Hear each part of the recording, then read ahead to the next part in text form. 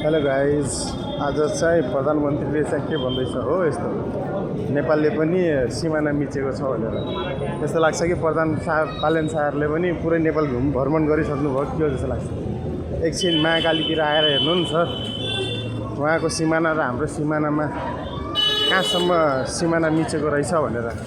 जहाँसम्म मलाई थाहा छ त्यहाँसम्म त हाम्रो सैनिकहरूलाई त्यति बल नै छैन कि भारतको सिमाना चाहिँ मिच्न सकोस् भनेर।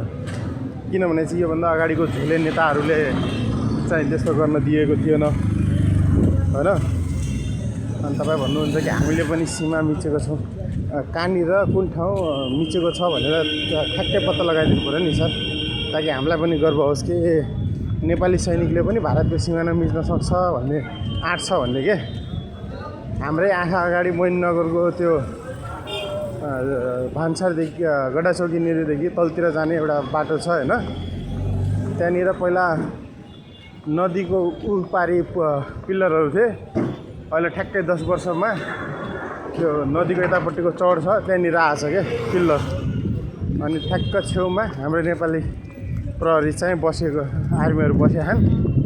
त्यतिखेर खै कहाँ कानमा तेल हालेर बसेका थियो सबै आर्मीहरू।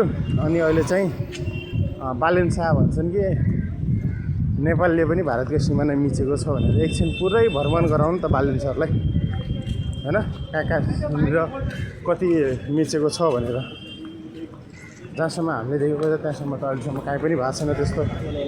अब बालेन सरले देख्यो भने चाहिँ होला होइन, नचाहिने गफ नहान्नु के बालेन सर।